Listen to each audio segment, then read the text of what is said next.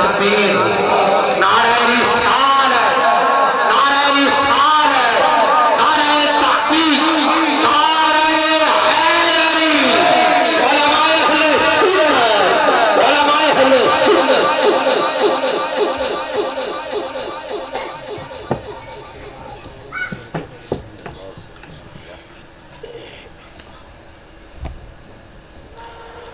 الحمدللہ رب العالمین والصلاة والسلام علی سید المرسلین اما بعد فاعوذ باللہ من الشیطان الرجیم بسم اللہ الرحمن الرحیم قال اللہ تعالی فی القرآن المجید والفرقان الحمید فانکحوا ما طاب لکم من النساء قال رسول اللہ صلی اللہ تعالی علیہ وسلم النکاح من سنتی فمن راغب عن سنتی فلیس منی قال رسول اللہ صلی اللہ تعالی علیہ وسلم لکل نبی رفیق ورفیقی فی الجنت عثمان صدق اللہ مولانا العظیم آمنت باللہ رب العالمین۔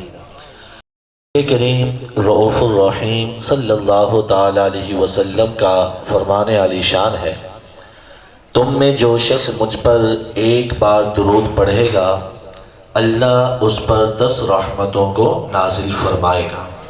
تمام بھائی حصول برکت اور نزول رحمت کے لیے چند بار دروشی پڑھ لیجئے۔ الصلاۃ والسلام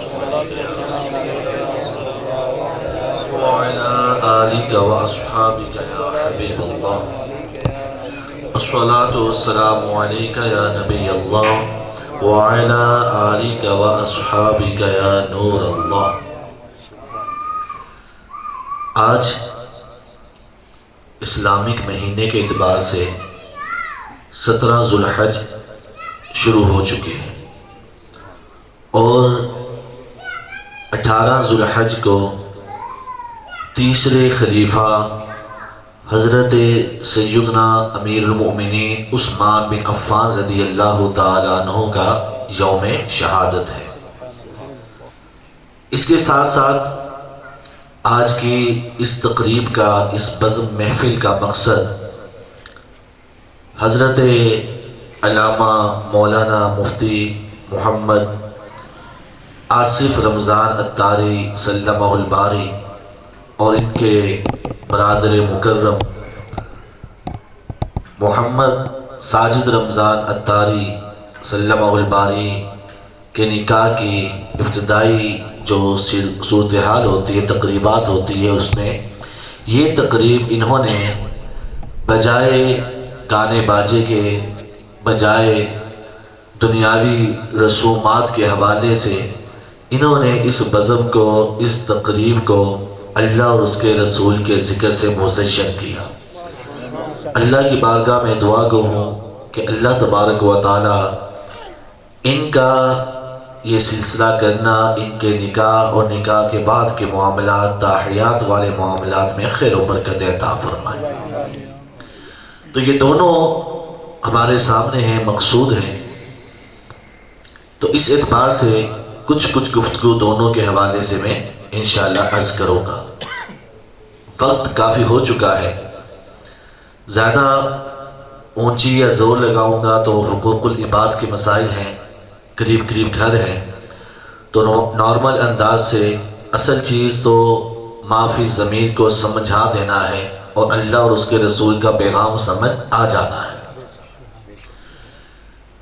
حضرت سیدنا عثمان بن عفان رضی اللہ تعالیٰ عنہ نے 82 سال کی عمر پائی اور آپ نے 12 سال امور خلافت ادا کیے۔ اس 12 سال کے عرصے میں کم و بیش 20 لاکھ مربع میل کی فتوحات آپ نے فرمائی۔ ان میں ایک مشہور و معروف شہر خراسان کا رے بھی ہے، جسے آج کے دور میں ایران کا دارالخلافہ تہران کہا جاتا ہے۔ یہ بھی حضرت عثمان بن عفان رضی اللہ تعالیٰ عنہ نے فتح کیا تھا۔ حضرت عثمان بن عفان رضی اللہ تعالیٰ عنہ کے بارے میں میرے آقا علیہ السلام نے 3 بار جنتی ہونے کی بشارت عطا فرمائی۔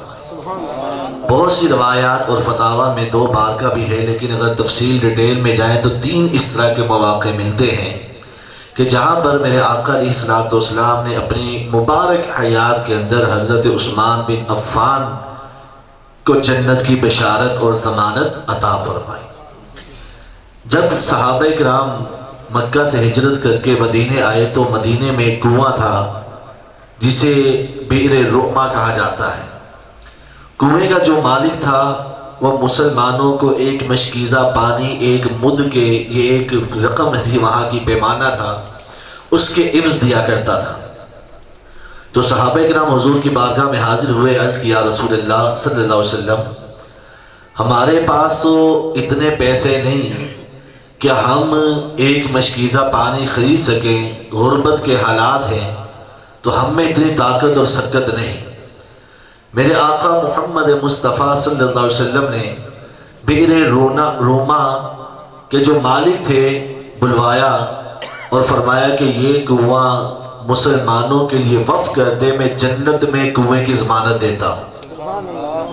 وہ کہنے لگا کہ یا رسول اللہ صلی اللہ علیہ وسلم اسی کنویں کے اوپر میرے اور میرے گھر والوں کے اخراجات کا انحصار ہے، مجھ میں اتنی سکت نہیں کہ میں یہ وقف کر سکوں۔ جب یہ بات حضرت عثمان بن عفان رضی اللہ تعالیٰ عنہ کو پتہ چلی تو حضرت عثمان رضی اللہ تعالیٰ عنہ اس شخص کے پاس گئے، جا کے فرمایا کہ یہ کنواں مجھے فروخت کر دے۔ آپ قیمت بڑھاتے گئے 35,000 دینار کے اندر آپ نے وہ کنواں خرید لیا۔ خریدنے کے بعد حضور کی بارگاہ میں حاضر ہوئے اور عرض کی یا رسول اللہ صلی اللہ علیہ وسلم جس کنویں کے وقف کے بارے میں آپ نے بشارت دی تھی کہ جو یہ کنواں وقف کرے گا مسلمانوں کے لیے اسے جنت کے کنویں کی بشارت دیتا ہوں، اگر میں خرید کر وقف کر دوں کیا مجھے بھی یہ بشارت ملے گی؟ میرے آقا علیہ الصلوۃ والسلام نے فرمایا کہ عثمان ضرور ملے گی۔ حضرت عثمان رضی اللہ تعالیٰ نے عرض کیا رسول اللہ صلی اللہ علیہ وسلم میں نے 35,000 دینار کا یہ کنواں خرید کر مسلمانوں کے لیے وقف کر دیا۔ اسی طرح غزوہ تبوک کے موقع پر آپ نے ڈھیروں ڈھیر مال عطا کیا۔ حضور علیہ الصلوۃ والسلام ترغیب دلاتے، حضرت عثمان کھڑے ہوتے 100 اونٹ وقف کر دیتے، پھر حضور ترغیب دلاتے، حضرت عثمان پھر کھڑے ہوتے 200 کر دیتے، 1000 اونٹ، 1000 اشرفیاں بلکہ 10,000 اشرفیاں اور دیگر ساز و سامان آپ نے مسلمانوں کے لیے وقف کیا۔ میرے آقا علیہ الصلوۃ والسلام جب ممبر سے اتر رہے تھے تو آپ جملہ دہرا رہے تھے، وہ جملہ یہ تھا، میرے آقا نے فرمایا آج کے بعد عثمان جو عمل کرے گا، آج کے بعد عثمان جو عمل کرے گا جنت میں جانے سے وہ رکاوٹ نہیں بنے گا۔ یہ حضرت عثمان رضی اللہ تعالیٰ کے بارے میں بشارت میرے آقا نے عطا فرمائی۔ ایک دفعہ حضرت عائشہ رضی اللہ تعالیٰ فرماتی ہیں حضور میرے گھر میں جلوہ فرما تھے کہ آپ لیٹے ہوئے تھے اور آپ کی پنڈلی مبارک سے کپڑا جو تہمت تھا وہ ہٹا ہوا تھا۔ حضرت ابو بکر صدیق رضی اللہ تعالیٰ نے آئے، اجازت طلب کی، حضور لیٹے رہے، اجازت دے دی اور کپڑا ہٹا رہا۔ حضرت عمر آئے، اجازت طلب کی، میرے آقا علیہ الصلوۃ والسلام نے اجازت دی اور لیٹے رہے، کپڑا ہٹا رہا۔ پھر حضرت عثمان بن عفان آئے، اجازت طلب کی، میرے آقا نے فرمایا ابھی عثمان کو ٹھہراؤ، روکو۔ حضور اٹھ کر بیٹھے، اپنے جسم کو مکمل لپیٹا اور جو پنڈلی کھلی ہوئی تھی اس پنڈلی پر بھی کپڑا ڈالا، پھر فرمایا اب عثمان کو اندر آنے دو۔ جب یہ سارے صحابہ چلے گئے نا تو حضرت عائشہ کہتی ہیں میں نے عرض کیا رسول اللہ صلی اللہ علیہ وسلم حضرت ابو بکر آئے، آپ اٹھے نہیں، تہمت درست نہ کیا۔ حضرت عمر آئے، نہ اٹھے نہ تہمت درست کیا۔ حضرت عثمان آئے، آپ اٹھے بھی اور تہمت بھی درست کیا۔ میرے آقا نے فرمایا عائشہ عثمان سے تو اللہ کے فرشتے حیا کرتے ہیں، میں عثمان سے حیا کیوں نہ کروں؟ میرے آقا علیہ الصلوۃ والسلام فرمایا اس کائنات میں سب سے زیادہ باحیا جو ہے وہ عثمان بن عفان ہے، انبیاء کے بعد سب سے بڑے باحیا کون ہیں؟ عثمان بن عفان۔ ایک صحابی نے پوچھا یا رسول اللہ جنت میں بجلی ہوگی؟ جنت میں بجلی ہوگی؟ میرے آقا نے فرمایا ہاں بجلی ہوگی۔ آپ کے ذہن میں سوال آیا ہوگا کہ 1400 سال پہلے تو بجلی کا تصور کہاں سے، تو صحابی نے کس طرح پھر بجلی کا دریافت کر لیا؟ یہ وہ وابدہ والی بجلی نہیں تھی، وہ آسمانی بجلی جو کڑکتی ہے چمکتی ہے۔ تو صحابی کے پوچھنے کا مقصد یہ تھا کہ یا رسول اللہ کیا جنت میں بھی بجلی کڑکے گی، چمکے گی، روشن ہوگی؟ میرے آقا نے فرمایا ہاں جنت میں بجلی ہوگی۔ فرمایا کہ جب میرا عثمان جنت میں داخل ہوگا پوری جنت بجلی کی طرح چمک اٹھے گی میرے عثمان سے۔ یہ حضرت عثمان رضی اللہ تعالیٰ عنہ کا جو استقبال جنت کے اندر ہوگا وہ اس انداز سے ہوگا۔ میرے آقا محمد مصطفیٰ صلی اللہ علیہ وسلم صلح حدیبیہ کے موقع پر، اب حضرت عثمان کے عشق رسول بھی ذرا دیکھیں کہ حضور سے محبت کیسے کرتے تھے۔ صلح حدیبیہ کے موقع پر میرے آقا علیہ الصلوۃ والسلام نے اپنا سفیر بنا کر مکہ روانہ کیا۔ سب صحابہ 1400 کم و بیش صحابہ حدیبیہ کے مقام پر صرف تنہا حضرت عثمان 2 احرام کی چادریں پہنے ہوئے حضور کے سفیر بن کے مکہ پہنچے۔ مکہ پہنچے، وہاں پر جو سرداران قریش تھے ان سے آپ نے معاہدہ کیا، کیونکہ وہ کفار کہہ رہے تھے کہ اس مرتبہ ہم نے حضور علیہ الصلوۃ والسلام کو عمرہ نہیں کرنے دینا۔ میرے آقا علیہ الصلوۃ والسلام عمرے کا احرام باندھ کر گئے ہوئے تھے۔ اب تمام صحابہ نے بھی عمرے کا احرام باندھا، میرے آقا نے بھی عمرے کا احرام باندھا، اور حضرت عثمان بن عفان نے بھی عمرے کا احرام باندھا۔ اب حضرت عثمان نے جب یہ معاہدہ کر لیا واپس آنے لگے تو کفار مکہ کہنے لگے کہ عثمان بن عفان آپ ہمارے سردار بھی ہیں، رئیس بھی ہیں، کعبہ بھی آپ کے سامنے ہے، عمرے کا آپ نے احرام بھی باندھا ہوا ہے، صفا مروہ بھی سامنے ہے، مقام ابراہیم بھی سامنے ہے، آپ چونکہ آ چکے ہیں، آپ کے دیگر رفقا کو اجازت نہیں، آپ لیکن آ چکے ہیں، کعبہ سامنے ہے، آپ کعبے کا طواف کر لیں، مقام ابراہیم پہ نفل پڑھ لیں، صفا مروہ پہ سعی کر لیں، آپ کو عمرہ کرنے کی اجازت ہے۔ حضرت عثمان بن عفان کا جواب سنیں، کئی سالوں کے بعد کعبہ اپنی نگاہوں کے سامنے دیکھا، احرام بھی باندھا ہوا، لیکن جواب سنیں، فرمایا واللہ لا اطوف بالبیت حتی طاف بہا رسول اللہ، فرمایا خدا کی قسم میں کعبے کا طواف تب تک نہیں کروں گا جب تک میرے آقا محمد مصطفیٰ طواف نہ کریں۔ آپ نے کعبے کا طواف نہ کیا، آپ نے کعبے کا طواف نہ کیا، بغیر طواف کی آپ حضور کی خدمت میں حاضر ہو۔ یہ ادب مصطفیٰ جان رحمت صلی اللہ علیہ وسلم تھا۔ ایک دن حضرت عثمان بن عفان رضی اللہ تعالیٰ نے جب دور خلافت ان کا تھا، امیر المومنین تھے، تو مسجد نبوی کی دروازے کی جو سیڑھیاں ہوتی ہیں نا، مسجد کی سیڑھیوں پہ کوئی بیٹھتا ہے دروازے والی پہ؟ وہ بولے تو صحیح، کون بیٹھتے ہیں؟ فقراء فقیر بیٹھتے ہیں نا۔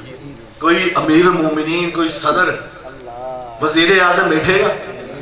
حضرت عثمان بن عفان مسجد کے دروازے پہ بیٹھ کر فرمایا کہ بھنی ہوئی بکری کی جو دستی ہے نا وہ گوشت لے کر آؤ۔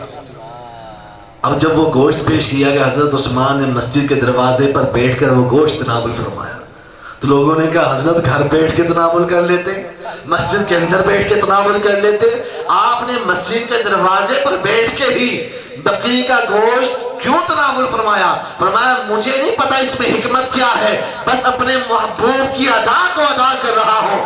میں نے یہاں پر محمد مصطفیٰ کو مسجد کے دروازے پر بیٹھے گوشت کھاتے دیکھا تھا، بس اپنے محبوب کی صدا کو ادا کر رہا ہوں۔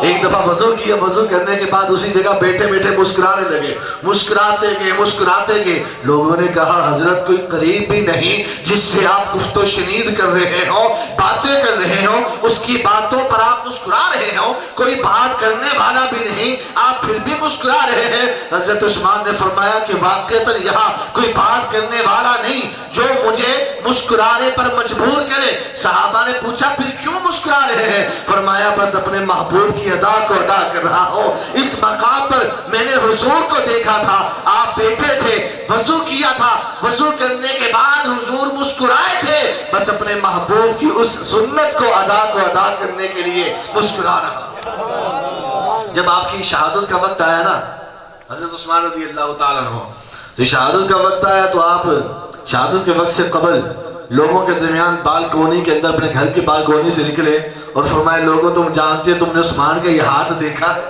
دائیں ہاتھ اوپر کیا، عثمان کا یہ ہاتھ دیکھا ہے؟ لوگوں نے کہا ہاں دیکھا ہے۔ فرمایا خدا کی قسم جس دن میں نے اسلام قبول کرنے کے لیے یہ اپنا ہاتھ حضور کے ہاتھ میں دیا، جب سے میرے ہاتھ نے مصطفیٰ جان رحمت کے ہاتھ کو چھوا، ٹچ کیا، مس کیا، خدا کی قسم وہ دن ہے اور آج کا دن ہے، میں نے یہ ہاتھ کبھی اپنی شرمگاہ کے ساتھ ٹچ نہیں۔ یہ حضرت عثمان، یہ حضرت عثمان تھے، اور حضرت عثمان کے لقب کیا تھا؟ ذوالنورین۔ کیا لقب تھا بولیے؟ ذو کہتے ہیں والے کو، نورین کہتے ہیں دو نور۔ کیا کہتے ہیں؟ نور کی تسنیہ دو نور، تو ذوالنورین کا مطلب کیا ہوا؟ دو نور والے۔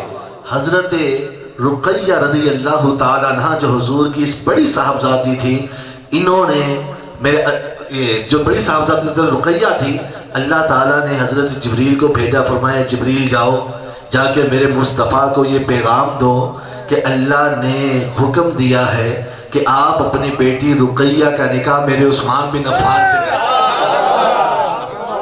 آج تک آپ یہ سنتے آئے ہیں، آج تک آپ یہ سنتے آئے ہیں کہ حضرت علی المرتضیٰ کا نکاح جو حضرت زہرا سے ہوا رب کے حکم سے ہوا، یہی سنتے آئے ہیں، اور حقیقت بھی ایسے ہی ہے، حقیقت بھی ایسے ہی ہے۔ لیکن خدا کی قسم حضرت عثمان کا جو نکاح حضور کی بیٹی حضرت رقیہ سے ہوا، میرے آقا نے فرمایا مجھے رب نے حکم دیا تھا کہ میں اپنی بیٹی رقیہ کا نکاح عثمان بن عفان سے کروں۔ جب حضرت رقیہ کا انتقال ہوا نا، میرے آقا نے فرمایا عثمان میرے رب نے پھر ایک حکم دے دیا، میرے رب نے پھر ایک حکم دے دیا ہے۔ تو حضرت عثمان نے عرض کی آقا کیا حکم ہے؟ اللہ فرماتے ہیں کہ محبوب اب اپنی دوسری بیٹی حضرت رقیہ کا انتقال ہو گیا، اب اپنی دوسری بیٹی حضرت ام کلثوم کا نکاح بھی میرے عثمان بن عفان سے کر دو۔ دونوں نکاح حضرت عثمان بن عفان کے یہ رب کے حکم سے ہوئے، رب نے اس نکاح کا حکم ہی ساتھ چھمایا تھا۔ اور جب حضرت ام کلثوم کا بھی انتقال ہوا نا، کن کا؟ حضور کی دوسری صاحبزادی حضرت ام کلثوم کا بھی جب انتقال ہوا نا، تو میرے آقا نے حضرت ام کلثوم کی قبر پہ کھڑے ہو کے فرمایا اے عثمان اگر میری 10 بیٹیاں بھی ہوتی، ابھی تو ذوالنورین دو دی ہیں، ابھی تو دو دی ہیں، فرمایا اے عثمان اگر میری 10 بیٹیاں بھی ہوتی تو یکے بعد دیگرے میں 10 کی 10 تمہارے نکاح میں دے۔ یہ عثمان بن عفان، یہ حضرت عثمان غنی رضی اللہ تعالیٰ عنہ تھے۔ ایسا کیوں تھا؟ حضور نے کیوں فرمایا؟ سوچنے کی بات ہے نا کہ 10 کی 10 ہوتی میں کس کے نکاح میں دیتا؟ کیونکہ دو بہنیں یکدم ایک ہی وقت میں کسی ایک مرد کے نکاح میں جائز نہیں، یہ کے بعد دیگرے، یہ کے بعد دیگرے باری باری نکاح میں دے سکتے ہیں۔ جیسے حضرت رقیہ کا انتقال ہوا، پھر باری حضرت عثمان حضرت ام کلثوم رضی اللہ تعالی عنہا کی آئی، جب ان کا انتقال ہوا پھر میرے آقا نے فرمایا اگر 10 بیٹیاں بھی ہوتی وہ بھی تیرے نکاح میں دے۔ ایسا کیوں تھا؟ کبھی سوچا کیوں؟ اس لیے کہ حضرت عثمان بن عفان کا جو رویہ اپنی زوجہ کے ساتھ نا، خدا کی قسم وہ اعلیٰ درجے کے کمال کا، اس اعلیٰ درجے کے کمال کو دیکھ کر، شوہر کا بیوی سے رویہ دیکھ کر میرے آقا علیہ الصلوۃ والسلام نے فرمایا عثمان اگر 10 بیٹیاں بھی ہوتی تیرے نکاح میں۔ ایک ہم لوگ ہیں اپنی بہن یا بیٹی کسی کے نکاح میں دے دینا تو دوسرے مہینے کہتے ہیں یار کتنے پھنس گئے، ہوتا کہ نہیں ہوتا؟ کیا کہتے ہیں؟ کتنے پھنس گئے یار، اس سے رشتہ کروایا تو اس کا گلا پکڑنے کی کوشش کرتے تو مروایا سا، ہوتا کہ نہیں ہوتا؟ لیکن خدا کی قسم میرے آقا علیہ الصلوۃ والسلام نے عثمان بن عفان کی طرف دیکھ کر یہ نہیں فرمایا بلکہ فرمایا 10 ہوتی تب بھی دیتا۔ ہمیں حضرت عثمان رضی اللہ تعالیٰ عنہ کی سیرت پر عمل کرنا چاہیے۔ کیوں؟ کہ میرے آقا علیہ الصلوۃ والسلام نے ارشاد فرمایا کہ تم میں بہترین انسان وہ ہے جس کے اخلاق اپنی بیوی کے ساتھ اچھے ہو۔ کس کے ساتھ اچھے ہو؟ ذرا معذرت تھوڑی سی سخت بات کرنے لگا ہوں۔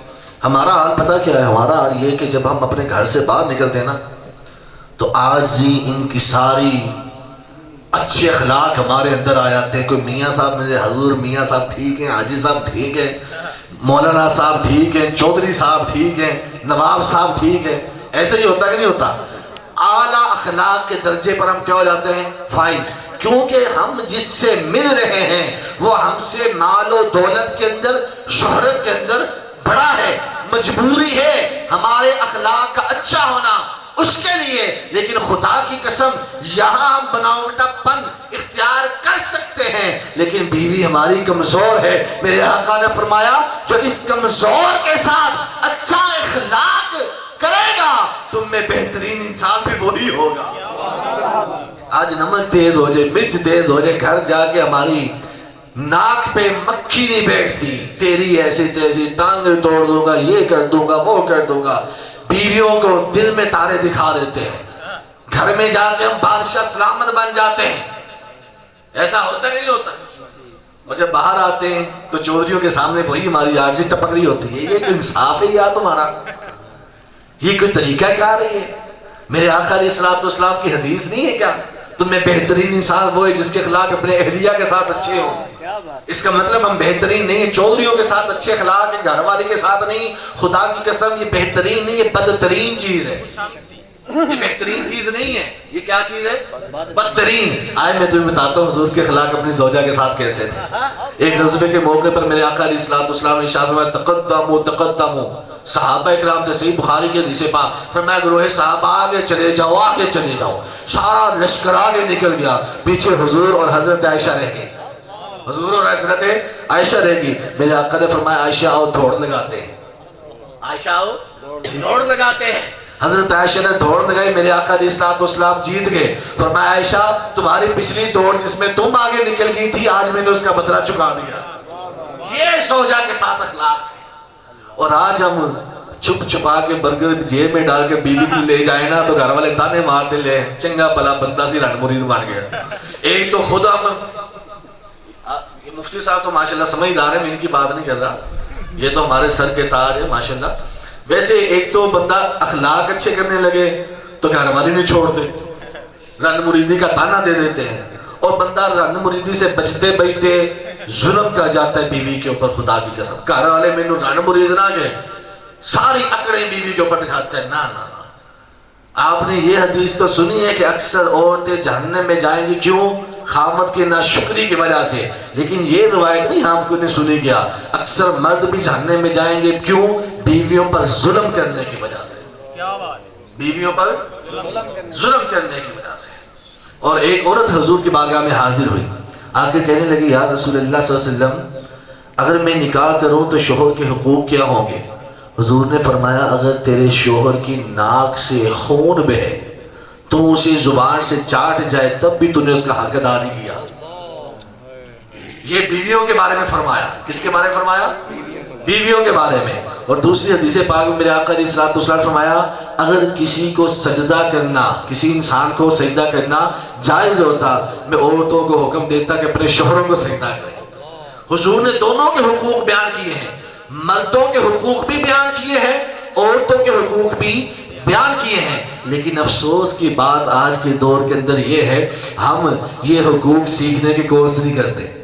ہمارے جوان کورس کوئی اور شروع کر دیتے ہیں، ہمارے جوان کورس کوئی اور قسم کے شروع کر دیتے ہیں، حالانکہ شادی سے پہلے جو کورس کرنا چاہیے تھا وہ کون سا تھا؟ میاں بیوی کے حقوق کا کورس۔ نہ شوہر کو پتا ہوتا ہے کہ بیوی کو حقوق کیا ہے، نہ بیوی کو پتا ہے۔ مجھے بتائیں جب ایک دوسرے کا حق ہی نہیں پتا تو گاڑی کیسے چلے گی؟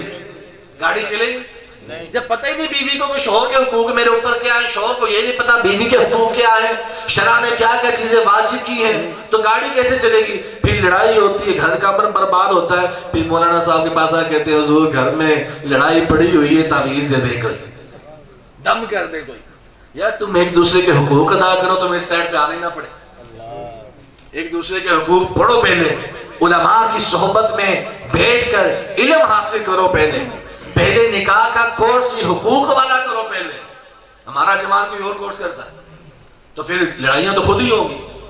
تو جب یہ دونوں معاملات ہوں گے تو پھر یہ، لیکن اس کے ساتھ ساتھ میرے آقا نے پتا کیا فرمایا؟ حضور نے فرمایا کہ اگر شوہر بیوی کی زبان پر، کیونکہ عورت کی طرح زبان تھوڑی مرد کی بنسبت تھوڑی تیز ہوتی ہے، اس پر صبر کرے نا تو جنت کی بشارت ملے گی۔ آپ نے پریشان نہیں ہونا، صبر کرے نا تو جنت کی کیا ملے گی؟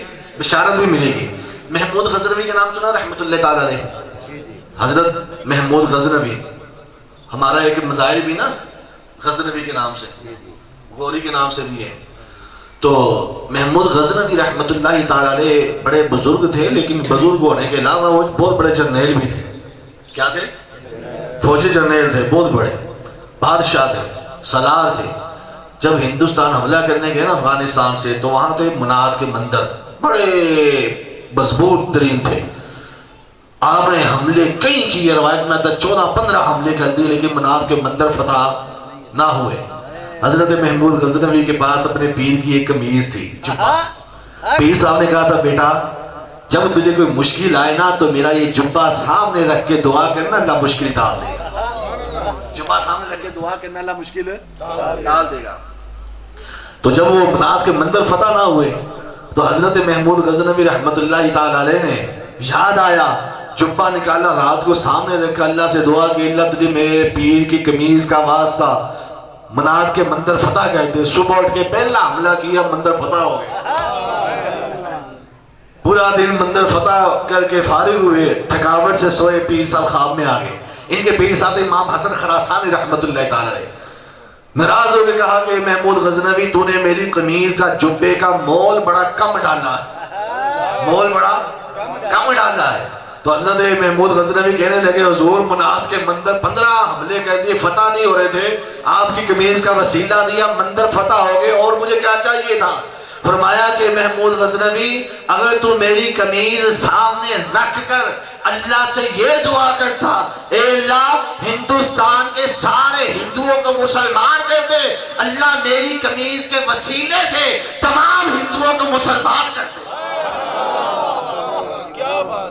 کتنا بڑا پیر تھا، سمجھ کے بات. یہ محمود غزنوی کا واقعہ سنانے سے مطلب پیر کی شان بیان کرنا تھی. کتنا بڑا پیر تھا، مسئلہ سمجھے کہ نہیں سمجھے. اب اس پیر کی زیارت کرنے کے لیے امام خراسانی رحمت اللہ تعالی علیہ کی یمن سے ایک بندہ چلا. یار بڑی شہرت سنی امام خراسانی کی، چلو زیارت کر لیں، جیسے ہم بھی کہتے ہیں پیر صاحب کی زیارت کر رہے ہیں، اللہ کا نیک بندہ سنا ہے، زیارت کر رہا ہے، دیدار کر رہا ہے. یمن سے چلا کئی مہینوں، پہلے دور میں جہاز تو ہوتے نہیں تھے، پیدل یا گدھے گھوڑے پہ سفر ہوتا تھا. کئی مہینوں کے بعد جب حضرت امام خراسانی کے گھر پہ پہنچا، دروازے پہ دستک دی. ذرا توجہ رکھیے گا، بس آخری باتوں کی طرف چل رہا ہوں میں. دروازے پہ کیا دی؟ دستک دی کہ حضرت کا مرید بن رہا ہوں میں، ان کی زیارت بھی کروں گا، ہاتھ میں ہاتھ دے کے بیعت بھی کروں گا. دروازے پہ دستک کے اندر سے بڑی سخت قسم کی آواز آئی. کون ہے؟ عورت کی آواز تھی.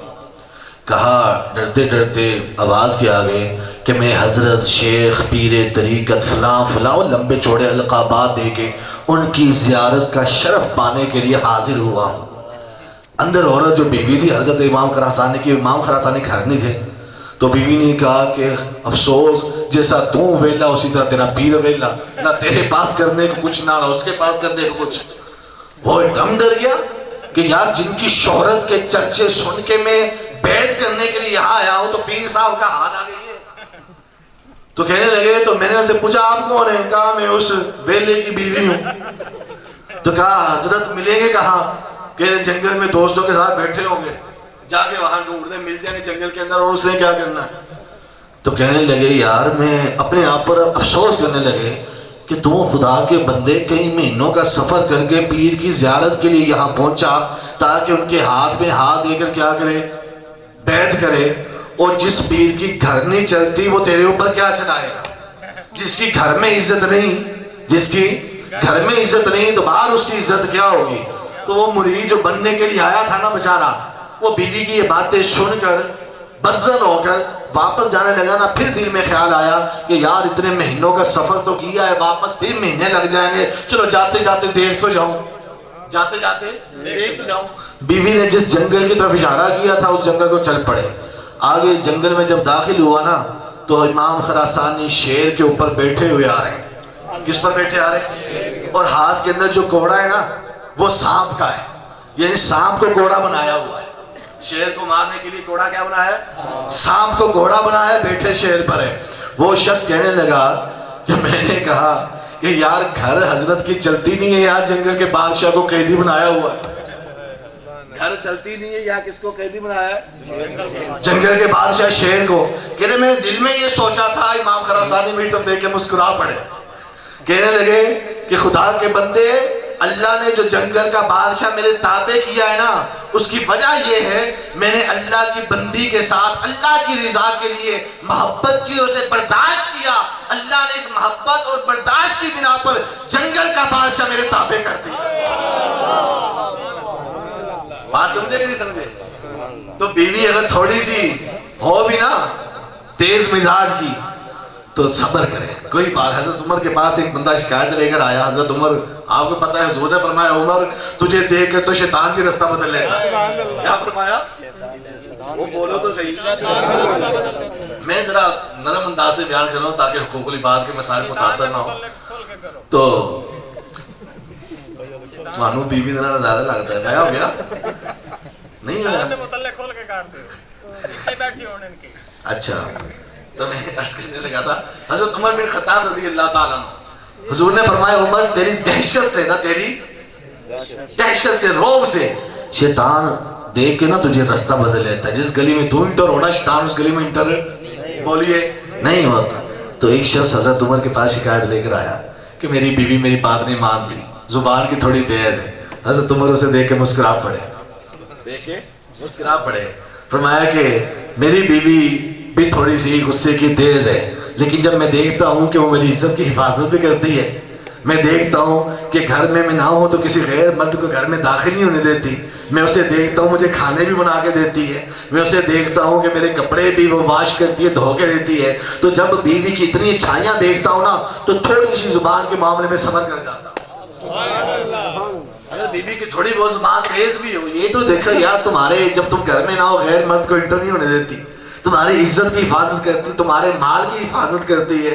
جب تم گھر میں آتے ہو گرما گرم کھانا، تمہارے سے جتنی مرضی جھلی بھونی بیٹھی ہو، جتنی مرضی تم سے غصے میں ہو، لیکن روٹی پھر بھی بنا دیتی ہے.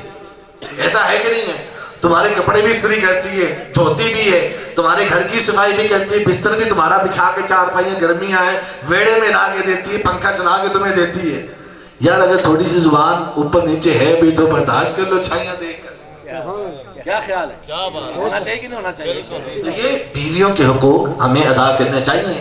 بعض جتنے مرضی اچھے اخلاق کے بن جائیں وہ اچھے اخلاق نہیں ہیں، وہ بناوٹ ہے ساری. وہ کیا ہے؟ بناوٹ ہے. میرے آقا علیہ السلام نے بہترین انسان اسے قرار دیا کہ جس کے اخلاق اس کی بیوی کے ساتھ کیا ہوں؟ اچھے ہوں. یہی وجہ ہے کہ آج ماشاءاللہ حضرت علامہ مولانا مفتی محمد آصف رضا مدنی اتاری سلمہ الباری بیوی کے حقوق بھی پڑے ہوئے ہیں، قرآن و سنت پڑھا ہے تو بیچ میں حقوقات بیوی کے ہیں. تو ماشاءاللہ پورے اچھے طریقے سے ادا کریں گے انشاءاللہ. سمجھ رہا ہوں، امید ہے، بلکہ امید نہیں ہے، غالب گمان ہے، اس میں یقین ہے کہ اچھے انداز سے. علم کا پھر فائدہ یہی ہوتا ہے. امام غزالی رحمہ فرماتے ہیں کہ علم جب انسان کو حاصل ہو جاتا ہے نا تو جیسا بھی انسان ہو اسے فائدہ ضرور دے جاتا ہے، فائدہ اسے ضرور دے جاتا ہے. تو علم کا یہ فائدہ ہوتا ہے کہ انسان حقوق اچھے انداز سے ادا کر سکتا ہے. ہمارے یہاں ایک مشہور محاورہ ہے کہ مولویوں نے ہو کے جا کے چھتر ڈبل پہنے ہیں، ہے نا مشہور محاورہ کہ مولویوں کو ڈبل سزا ملنی ہے. لیکن یہ غلط ہے. یہ کیا ہے؟ غلط ہے. دیکھیں مولویوں کو ڈبل نہیں ملے گی، جاہلوں کو ڈبل سزا ملے گی. کن کو ملے گی ڈبل سزا؟ وجہ اس کی کیا ہے؟ دو چیزیں فرض تھی. ایک علم حاصل کرنا فرض تھا، دوسرا عمل کرنا فرض تھا. دوسرا کیا فرض تھا بولیے؟ عمل کرنا. مولویوں نے علم تو حاصل کر لیا نا، ایک فرض تو ادا کر لیا، ایک فرض میں کوتاہی ہوئی تو مسئلہ بنے گا. تو جو عالم نہیں ہے اس نے نہ علم حاصل کیا، اس فرض پہ بھی سزا ملے گی، عمل نہیں کیا اس پر ڈبل سزا ملے گی. بات سمجھ رہے ہیں؟ تو اپنے بچوں کو خدا را عالم دین بنا. آپ کے اس شہر جھنگ کے اندر ہی دعوت اسلامی کا عظیم و شان مرکز جہاں سال ہاں سال سے عالم کورس کروایا جا رہا ہے. اب بھی درس نظامی سے کئی علماء فارغ ہو چکے ہیں. حضرت علامہ مفتی فہد رضا تاری فیصل آباد دارالفتہ اہل سنت میں بیٹھ کر کئی کنٹریوں میں کئی ملکوں میں فتویٰ دے رہے ہیں. لوگ ان کے فتویٰ آنکھیں چکا لیتے ہیں کہ حضرت کا نام اوپر ہے فتویٰ درست ہوگا. ہمارے مفتی صاحب سرگودا میں بیٹھ کر، مفتی آصف رضا صاحب سرگودا میں بیٹھ کر دعوت اسلامی کے پلیٹ فارم پر کئی ملکوں میں فتویٰ دیتے ہیں. نام جاتا ہے ان کا، جب نام جاتا ہے لوگ آنکھیں نیچی کر لیتے ہیں کہ حضرت کا فتویٰ ہے درست ہی ہوگا. میں صرف جنگ کی بات نہیں کر رہا، جنگ میں تو شاید آپ کو ان کی قدر کی بھی نہ پتا ہو. دنیا کے اندر ان کا فتویٰ چل رہا ہے۔ دعوت اسلامی نے پلیٹ فارم شرعی رہنمائی کے اعتبار سے دارالفتہ قائم کر کے دیا ہے، تو یہ آپ کے جھنگ کے ہیں۔ اسی طرح علامہ اورنگزیب صاحب ماشاءاللہ عز و جل، یہ بھی یہاں سے پڑھا، فیصل آباد سے پڑھا، مکمل عالم کورس کیا اور اب یہاں عالم کورس کروا رہے ہیں۔ کئی افراد ان کے شاگرد ہیں، اور اسی طرح کئی علماء بیٹھے ہوں گے جن کو میں یہاں جانتا نہیں ہوں۔ یہ ہمارے تحصیل نگران حاجی صاحب بیٹھے ہوئے ہیں، بچپن سے لے کر جوانی، جوانی سے لے کے بڑھاپے تک دعوت اسلامی کے پلیٹ فارم جو عالم کورس کرنے والے کی خدمت کرتے، دیگر مدنی کاموں کی خدمت کرتے ہوئے زندگی گزارتے۔ کن کے لیے؟ آپ لوگوں کے لیے، ہمارے لیے، ہماری نسلوں کے لیے۔ تو اب بھی ہم اگر اپنی نسلوں کو، اپنے بچوں کو اس پلیٹ فارم سے وابستہ نہ کریں تو پھر کل ہمارا کوئی عذر بنتا نہیں ہے۔ تو خدا را اپنے بچوں کو عالم بنائے، مفتی بنائے۔ یقین کریں آپ اللہ کی رضا کے لیے بناؤ گے، دنیا بھی ملے گی، دین بھی ملے گا، مال بھی ملے گی، شہرت بھی ملے گا۔ نیت اپنی سچی کرے، اللہ سب کچھ دے گا۔ مجھے بتائیں جو اللہ کا نہیں، اللہ اسے دے رہا ہے کہ نہیں؟ انگریز کو دے رہا ہے اللہ؟ اور بولو تو صحیح، جو اللہ کا بن جائے گا اللہ اسے رسوا کرے گا؟ اور بولو تو صحیح، نہیں نہ کرے گا۔ تو دعوت اسلامی کے ماحول سے وابستہ ہوں۔ ہر جمعرات کے بعد از نماز مغرب فیضان مدینہ میں دعوت اسلامی کا سنتوں پر اجتماع ہوتا ہے، وہاں بھی تشریف لائیں اور نیکیاں حاصل کریں، سنتیں سیکھیں، سکھائیں۔ اللہ تبارک و تعالیٰ کی بارگاہ میں دعا گو ہوں، اللہ تبارک و تعالیٰ میرا آنا، آپ کا آنا قبول فرمائے۔ خصوصاً مفتی صاحب کا اپنی شادی کے موقع پر اس بزم کا انعقاد کرنا قبول فرمائے۔ قبلہ کے والد محترم محمد رمضان صاحب، ماشاءاللہ کیا بات ہے، خدا کی قسم رشک آتا ہے ایسے بات کے اوپر، جنہوں نے اپنے بچے کو عالم دین بنایا، نہ صرف عالم دین بلکہ مفتی بنایا، اور اب ان کا بچہ ماشاءاللہ دنیا بھر کے اندر فتوے دے رہا ہے۔ یہ سعادت ہے بہت بڑی۔ قیامت کا جب دن آئے گا نا، اللہ جنتیوں کو جنت میں بھیج دے گا، جہنمیوں کو جہنم بھیج دے گا، علماء کو روک لے گا، نہیں تم نے نہیں جنت میں جانا۔ علماء کہیں گے مولا ساری زندگی تیرے دین کی خدمت کرتے رہے، اب تو نے روک لیا۔ اللہ فرمائے گا جاؤ جہنم کے کنارے پہ چلے جاؤ، جس کو جہنم سے نکال کے اپنے ساتھ جنت میں لے جانا چاہتے ہو نا، اس کو جہنم سے نکال کے اپنے ساتھ جنت میں لے جاؤ۔ اب جن کے تعلق ان علماء سے ہوں گے، ان کی صحبت یافتہ ہوں گے، محبت کرنے والے ہوں گے، ان سے وہ رشد و ہدایت پانے والے ہوں گے، تو وہ کہا کہ قیامت کے دن یار میں تیرے ساتھ دنیا میں ہوتا تھا۔